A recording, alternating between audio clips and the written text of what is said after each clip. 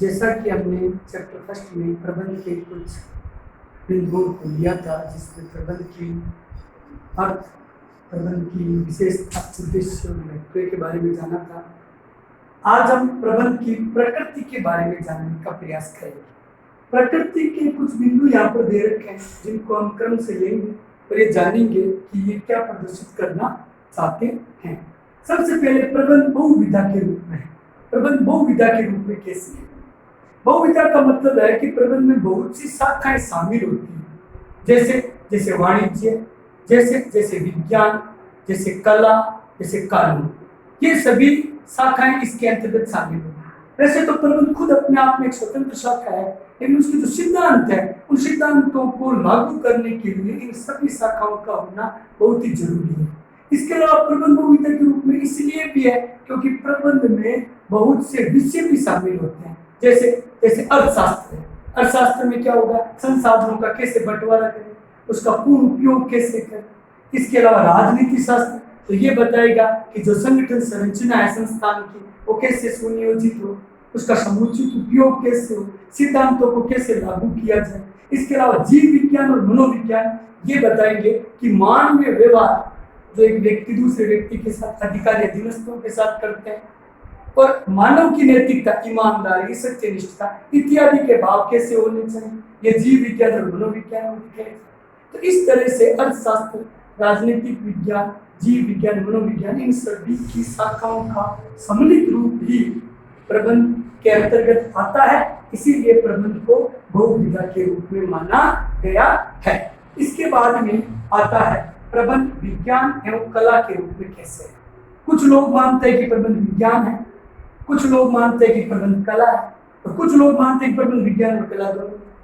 कुछ विद्वानों का मानना है कि प्रबंध विज्ञान है, प्रबंध शुद्ध विज्ञान नहीं। शुद्ध विज्ञान में तो आपके रसायन शास्त्र आ जाता है, भौतिक जो है वो आ जाता है, जीव विज्ञान आ जाता है, ठीक है ना, वनस्पति विज्ञान आ जाता है। वैसे तो विज्ञान को प्रकृति क्रम पद्धति विज्ञान को विज्ञान कहते हैं, लेकिन विज्ञान का मतलब विज्ञान तथ्य और निष्कर्षों पर आधारित होता है।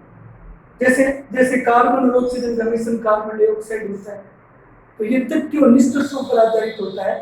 इसीलिए प्रबंध में भी जो सिद्धांत होते हैं, वो सिद्धांत तथ्यों और निष्कर्षों पर आधारित होते हैं। इसीलिए प्रबंध को विज्ञान के रूप में यहाँ पर शामिल किया गया है। प्रबंध कला के रूप में, प्रबंध कला के रूप में कैसे? कला के लिए विशेष हुनर और दक्षता की आवश्यकता होती है।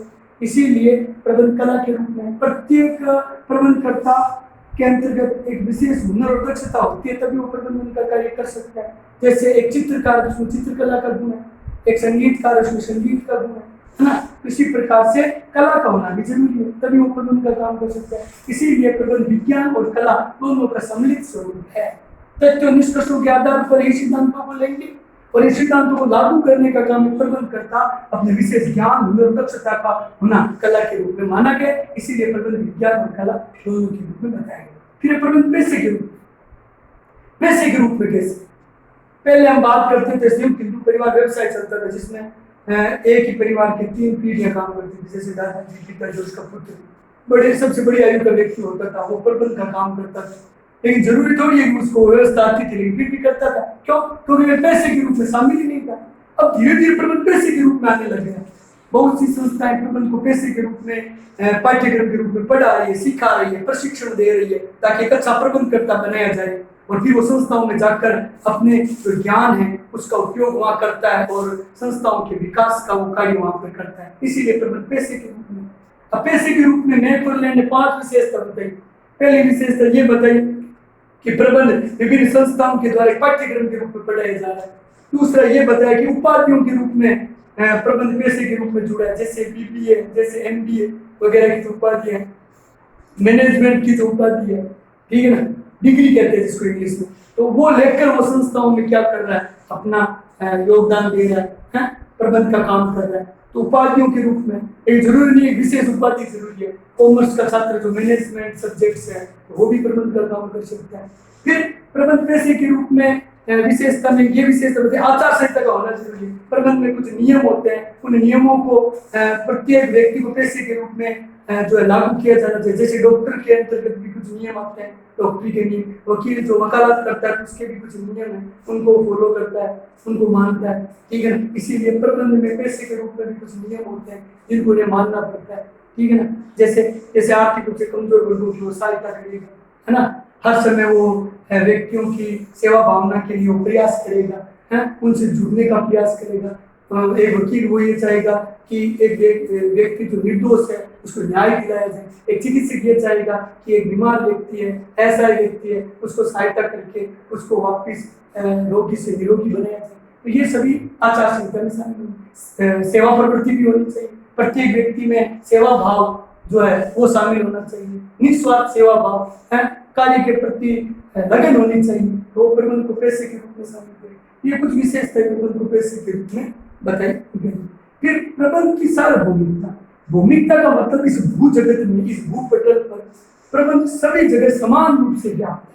प्रबंध की जो प्रक्रिया है, नियोजन, संगठन, नियुक्तिकरण, निर्देशन और नियंत्रण, ये सभी प्रक्रिया सभी आपके भू जगत में, चाहे ये इस देश में हो या किसी भी देश में हो, समान रूप से लागू होती है। ऐसा नहीं है नियोजन से लेकर नियंत्रण तक काम केवल भारत में होता है, दूसरी जगह नहीं होता। अगर मैनेजमेंट शब्द आ गया, प्रबंध शब्द आ गया, तो इसकी जो प्रक्रिया वो सभी जगह समान रूप से लागू होगी। और सिद्धांत की बात करता हूँ, हेनरी फेयोल ने प्रशासनिक प्रबंध के 14 सिद्धांत दिए जो आगे के अध्याय में पढ़ेंगे, है ना। टेलर ने वैज्ञानिक प्रबंध के 4 सिद्धांत दिए जो इस बार पाठ्यक्रम में शामिल नहीं किया, पुराने पाठ्यक्रम में शामिल था।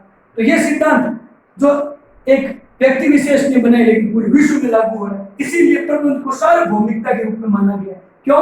क्योंकि प्रबंध की प्रक्रिया और सिद्धांत पूरे विश्व में सभी जगह समान रूप से लागू होते हैं। ठीक है, वो अपने कार्य प्रकृति या अपनी व्यवस्था के हिसाब से उसको अलग अलग तरीके से लागू करता होगा, लेकिन लागू निश्चित तौर पर सभी जगह वो होते हैं। इसीलिए प्रबंध को सार्वभौमिकता के रूप में माना गया है।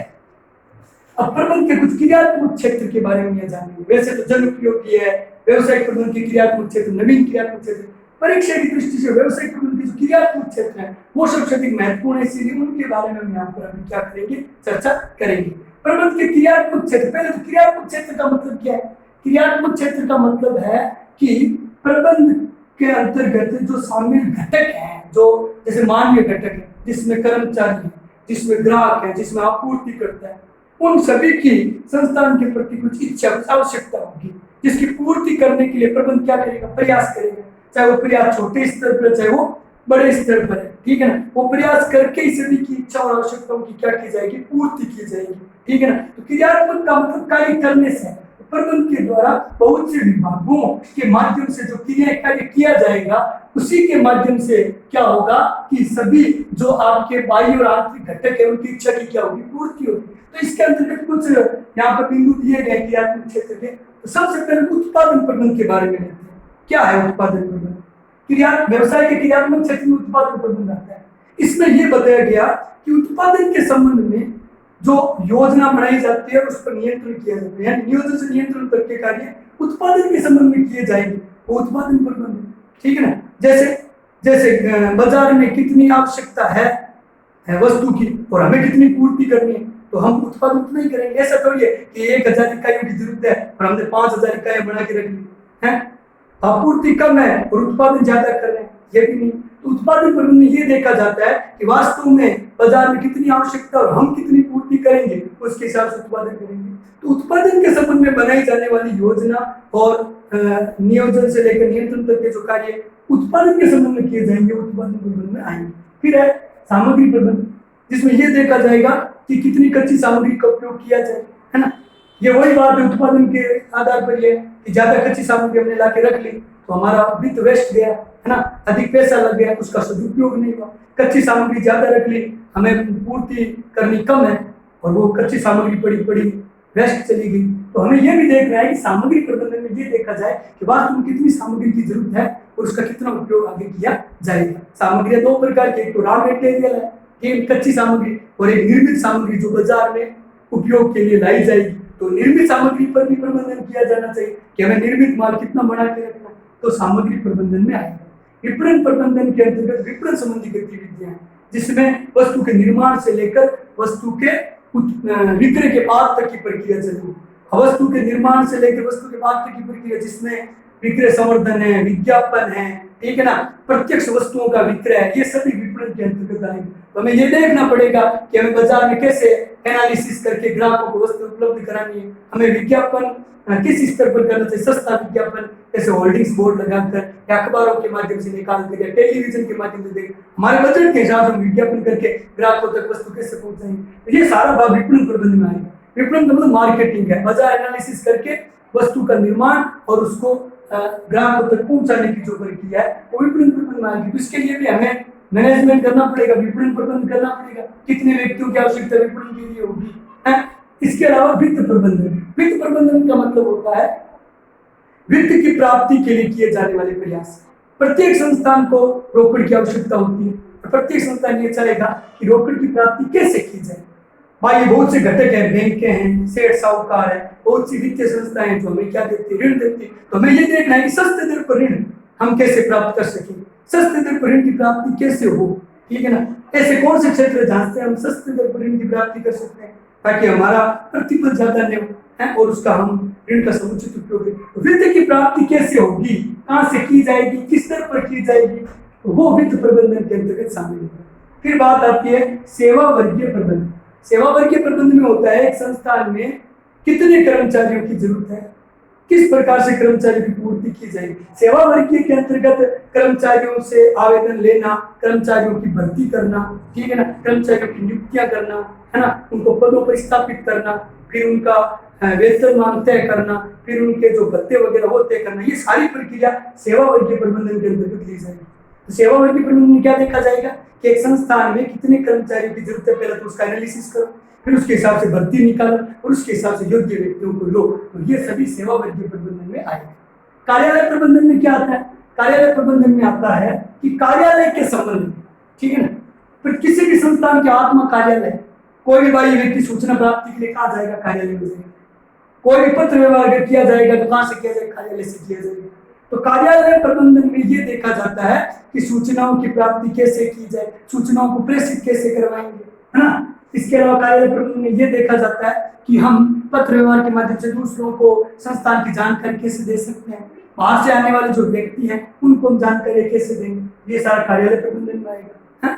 इसके अलावा परिवहन प्रबंधन में ये देखा जाता है कि बाजार में वस्तुओं को उपलब्ध कराने के लिए कौन से परिवहन संसाधन सस्ते होंगे या वस्तुओं को उत्पादन से बिक्री स्तर तक ले जाने के लिए हमें कौन से परिवहन संसाधन उपयोग में लाए जाने चाहिए ताकि एक तो समय पर वस्तुओं की पूर्ति बाजार में हो सके और एक कम कीमत पर, कम लागत पर वस्तुओं की पूर्ति बाजार में करवा सके, वो परिवहन प्रबंधन के अंतर्गत लिया जाएगा।